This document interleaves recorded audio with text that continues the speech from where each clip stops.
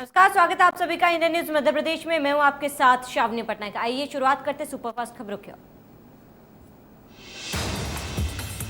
Corona को लेकर मुख्यमंत्री शिवराज सिंह चौहान एक्शन में हैं। शाम 5 बजे कोरोना पर समीक्षा बैठक करेंगे।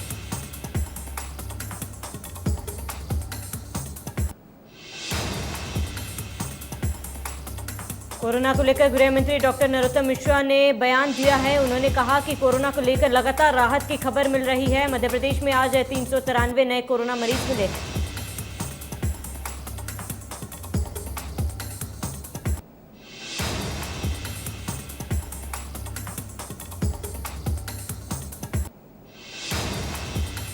कांग्रेस के प्रदर्शन पर गृह मंत्री नरोत्तम मिश्रा ने कहा कि जिसके घर शीशे के होते हैं वो पत्थर नहीं फेंकते। जब कमलनाथ की सरकार थी तब रेट घटाने के बजाय रेट बढ़ाए थे।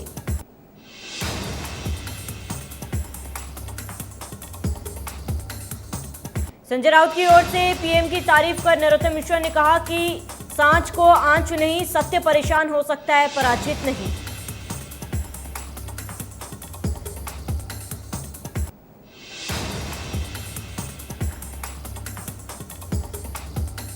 मध्य प्रदेश में मिलावटखोरी को लेकर नियमों में बदलाव किया गया। रेस्टोरेंट, होटल और खाद्य सामग्री बेचने वालों को बिल पर पंजीयन नंबर लिखना होगा।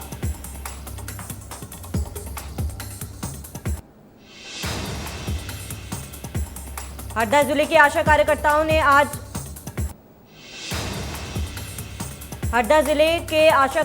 ने आज विभिन्न मांगों को लेकर मुख्य स्वास्थ्य अधिकारी को ज्ञापन सौंपा है। हरदा जिले में 500 गांव की आशाकर्ता हड़ताल पर चले गए।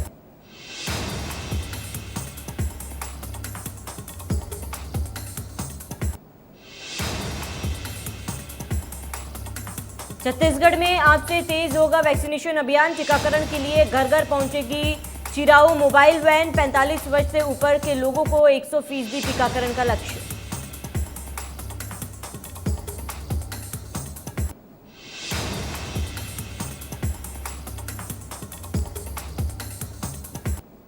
छत्तीसगढ़ में मानसून ने दस्तक दे दी है। राज्य के कई जिलों में रुक रुक कर बारिश हो रही है। यही मौसम विभाग ने छत्तीसगढ़ के उत्तरी क्षेत्र में आज बारिश की संभावना जाहिर की है।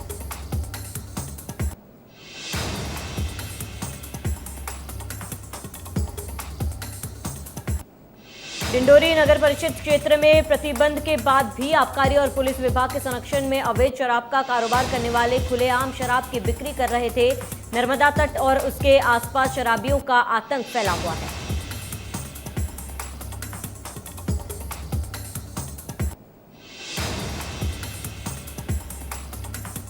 बेखौफ शराबियों को पुलिस का डर भी नहीं और शराबियों की गुंडागर्दी से स्थानीय लोग परेशान। नर्मदा तट के किनारे शराबखोरी कर रहे 2 युवाओं ने एक गरीब बाबा का सिर फोड़ दिया।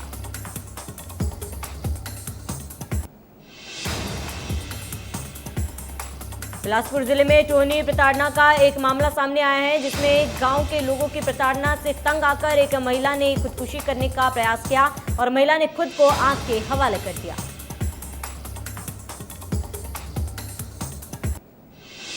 हालांकि समय रहते परिजनों ने देख लिया और महिला को इलाज के लिए सिम्स में भर्ती कराया गया। मामले में पुलिस ने महिला, पुरुष समेत 5 लोगों को गिरफ्तार किया है।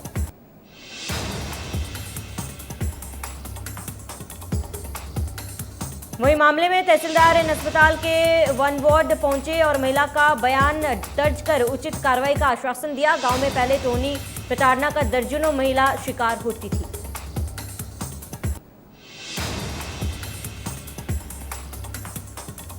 मंदसौर में देर रात 2 युवकों में आपसी रंजिश पर मारपीट की गई। वहीं एक युवक ने चाकू से दूसरे युवक की हत्या कर दी और आरोपी फरार हो गया।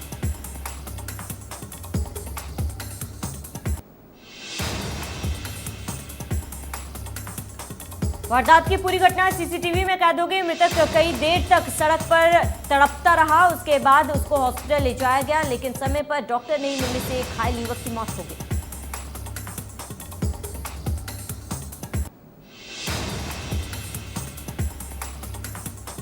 इंदौर से सीहोर जा रही एक Swift car Indore Bhopal bypass पर आस्था के नजदीक पगारिया घाटी के पास अनियंत्रित होकर पलट गई, जिससे वाहन में सवार एक व्यक्ति की घटनास्थल पर ही मौत हो गई।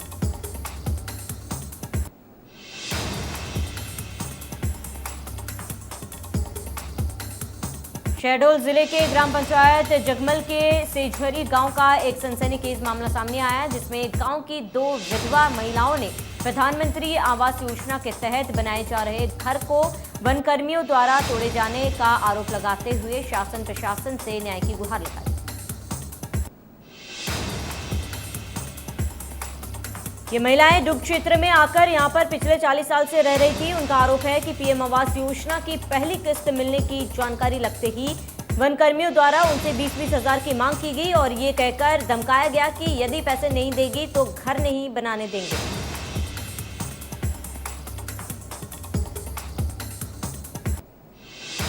बलरामपुर जिले के शंकरगढ़ पुलिस ने बेरोजगार युवक युवतियों को शिक्षा मंत्री का सील लगा हुआ लेटर देकर लगातार लाखों रुपए की ठगी करने वाली महिला चपरासी को गिरफ्तार कर लिया है। आरोपी महिला ने बिलासपुर हाईकोर्ट और तहसील में नौकरी लगाने का नाम पर अब तक 11 लोगों से 31 लाख रुपए की ठगी की।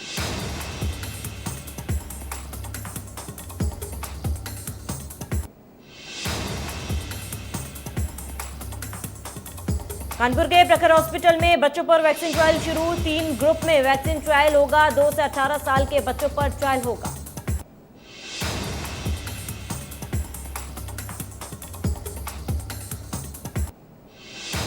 महंगाई को लेकर कांग्रेस आज देशव्यापी प्रदर्शन कर रही है। यूपी में कांग्रेस पेट्रोल डीजल की बढ़ती कीमतों पर पेट्रोल पंपों के बाहर प्रदर्शन कर रही है।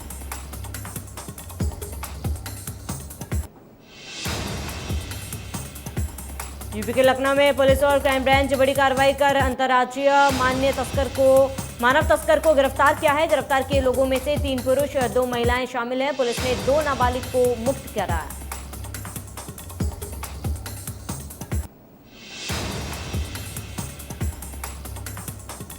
उत्तर प्रदेश के नोएडा सेक्टर 2 में एक कॉल सेंटर में आग लग गई। आग लगने की वजह अज्ञात है। दमकल विभाग की टीम ने आग पर काबू पा लिया है।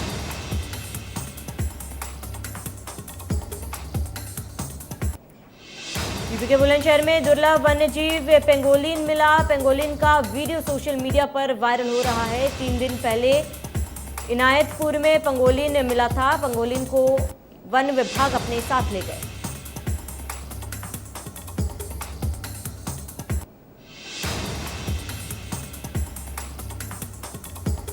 इस्लामिक सेंटर ऑफ इंडिया के चेयरमैन मौलाना खालिद रशीद फिरंगी महिला हमाम ईदगाह लखनऊ ने सरकार से मांग की है कि इबादत गाहों को खोलने की इजाजत दी जाए। इसके लिए सरकार पूरी कोशिश करे।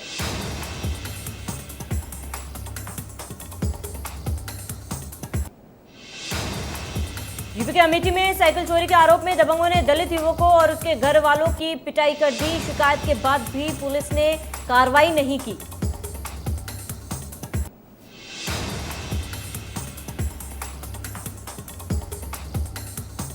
सुल्तानपुर के दोस्तपुर थाना इलाके में साइकिल सवार 2 लोगों को डंपर के टक्कर मार दी है। टक्कर इतनी जोरदार थी कि दोनों युवक 10 मीटर हवा में उड़कर झाड़ी में जा गिरे। हादसे में एक युवक की मौके पर ही मौत हो गई।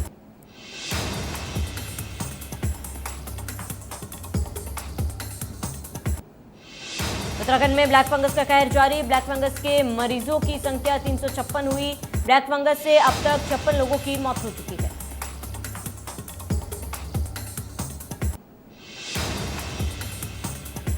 रुड़की में बदमाशों के हौसले बुलंद। बदमाशों ने वकील को मारी गोली। पुलिस ने शव को पोस्टमार्टम के लिए भेजा। मामले की जांच में जुटी पुलिस।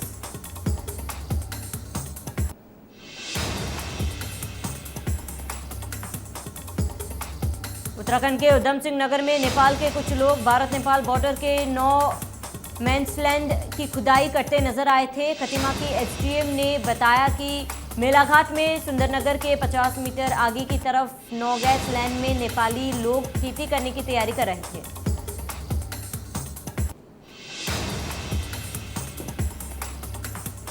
दिल्ली के पर्यावरण मंत्री गोपाल राय बाबा खड़क सिंह मार्ग में प्रदूषण से निपटने के लिए बनाए जा रहे स्मॉग टावर का निरीक्षण करने पहुंचे। उन्होंने बताया कि देश में ये पहला स्मॉग टावर बनाया जा रहा है।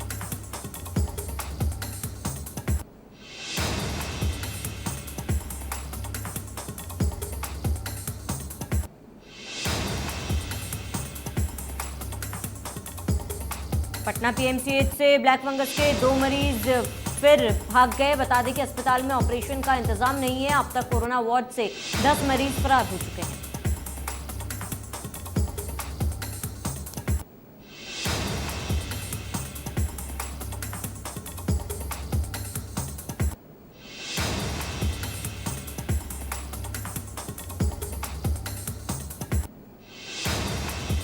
बिहार के हाजीपुर में एचडीएफसी बैंक में 1.19 करोड़ रुपए की लूट का मामला सामने आया है। पुलिस अधिकारी ने बताया कि 4 अपराधी बैंक के अंदर गए और हथियार के दम पर लूट की वारदात को अंजाम दिया।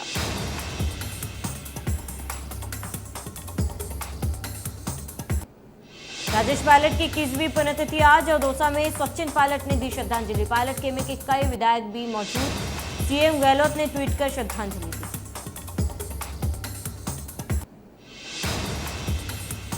कांग्रेस का महंगाई के खिलाफ प्रदेश भर में प्रदर्शन। कांग्रेस केंद्र सरकार की नीतियों के खिलाफ प्रदर्शन कर रही है। जयपुर समेत प्रदेश के सभी जिलों में प्रदर्शन जारी।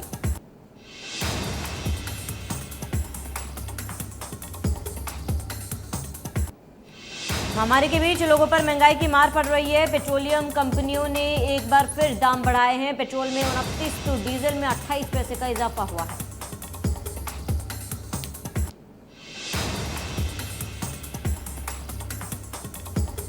अब एटीएम से पैसे निकालना महंगा पड़ेगा। रिजर्व बैंक ने दूसरे बैंक के एटीएम में फ्री लिमिट से ज्यादा पैसे निकालने पर ज्यादा चार्ज देना होगा। 1 अगस्त से लागू बढ़ी हुई फीस लागू होगी।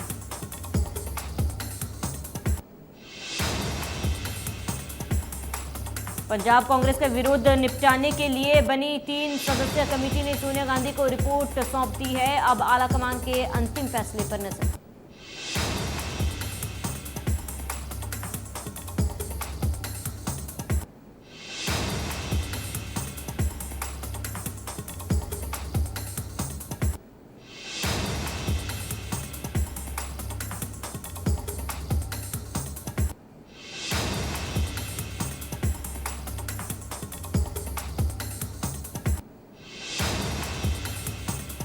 हरियाणा विधानसभा स्पीकर और पंचकुला विधायक ज्ञानचंद गुप्ता ने कहा कि पंचकुला की अब राष्ट्रीय स्तर पर ही नहीं अंतर्राष्ट्रीय स्तर पर भी पहचान होगी। उन्होंने 98 परियोजनाओं के लिए सीएम मनोहर लाल का आभार जताया।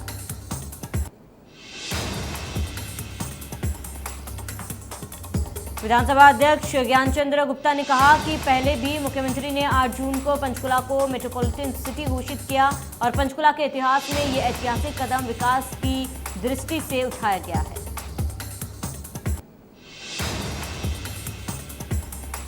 तेल कंपनियों ने फिर पेट्रोल की डीजल की कीमतों में बढ़ोतरी की। भारतीय बाजार में पेट्रोल 29 पैसे प्रति लीटर और डीजल 28 पैसे प्रति लीटर महंगा हो गया है।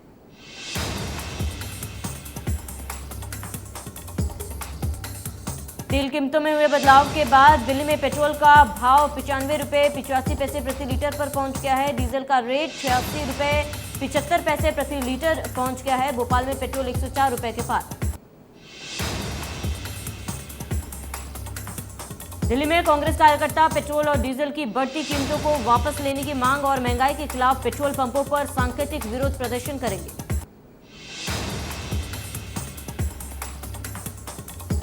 दिल्ली कांग्रेस के मुताबिक कोरोना काल में आपदा को अवसर बनाकर केंद्र सरकार और दिल्ली सरकार लगातार बढ़ते पेट्रोल डीजल के दामों पर नियंत्रण करने की बजाय भारी भरकम टैक्स वसूलकर लोगों की जेब पर डाका डाल रही है।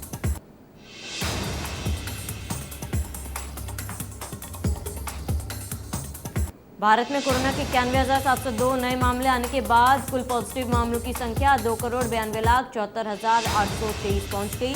3,403 नई मौतों के बाद कुल मौतों की संख्या 3,63,000 के पार पहुंची। प्रदेश के कोरोना ग्राफ में लगातार गिरावट। 24 घंटे में सामने आए 538 नए केस। अब महज 10,000 एक्टिव केस।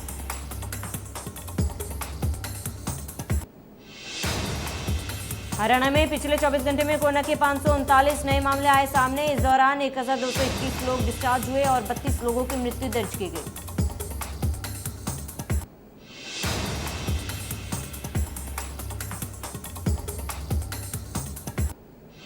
मणिपुर में पिछले 24 घंटे में कोरोना के 730 नए मामले आए सामने। इस दौरान 668 लोगों ने कोरोना को मात दी, वहीं 10 लोग कोरोना से जिंदगी हार गए।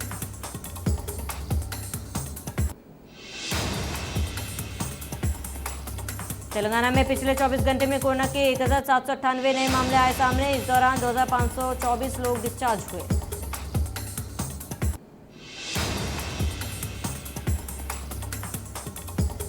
महाराष्ट्र के मुंबई में पिछले 24 घंटे में कोरोना के 660 नए मामले आए सामने। इस दौरान 768 लोग डिस्चार्ज हुए और 22 लोगों की मृत्यु।